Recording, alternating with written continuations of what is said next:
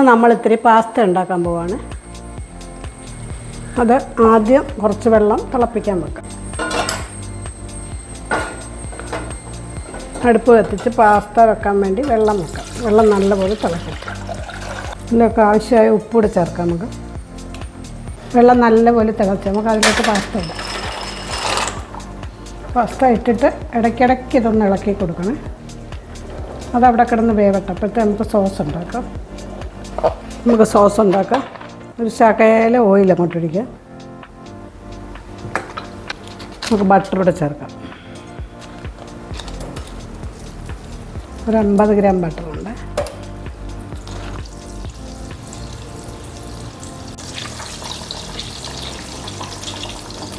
ബട്ടറൊക്കെ മെൽറ്റായി. ലോ ഫ്ലെയിമിലിട്ട് വേണേ, അല്ലെ ബട്ടറൊക്കെ കരിഞ്ഞു.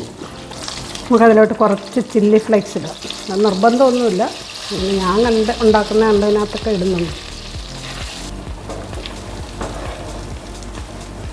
ഇതൊക്കെ ഒരു 5-6 വെളുത്തുള്ളി അരിഞ്ഞ് വെച്ചത്, ചെറുതായിട്ട് അരിഞ്ഞതാണ്. അതൊന്ന് വേവട്ടെ. എന്നിട്ട് നമുക്ക് ഒരു കപ്പ് ഫ്രഷ് ക്രീം ഒഴിക്കാം.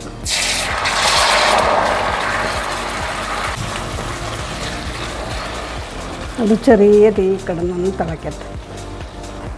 ക്രീമൊക്കെ നല്ലപോലെ തിളച്ച് വന്നു. നമുക്കിനി ഈ പാസ്ത കോരി ഇതിലോട്ടിടാം. പാസ്ത നേരത്തെ വേണേലും വേവിച്ച് വെക്കാം. ഞാൻ രണ്ടും കൂടി ഒരുമിച്ചൊന്ന് റെഡി ആവട്ടെന്ന് വേവിച്ചു. കുറേശ്ശെ കോരി ഇതിലോട്ടൊന്ന് പാസ്ത മുഴുവനായിട്ട് ഇതിനകത്തോട്ട് കോരി ഇട്ടു.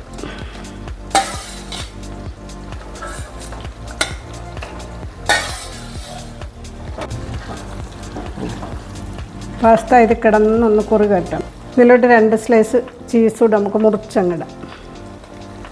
അത് ഇത് കിടന്നൊന്ന് മിക്സ് ആവട്ടെ.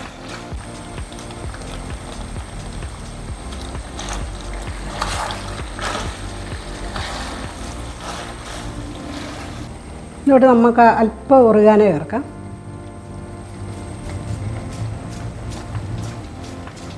ഒരു ഫ്ലേവറൊക്കെ വരും, ഒറിഗാനോയുടെ ഒരു മണവും.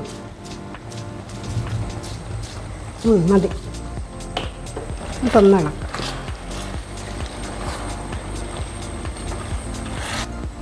ഇത്തിരി കുരുമുളക്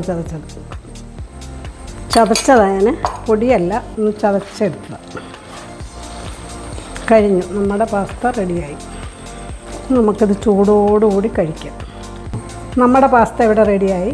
നിങ്ങളും ഉണ്ടാക്കാത്തവർ ഇതുപോലെ ഒന്ന് ട്രൈ ചെയ്ത് നോക്ക്.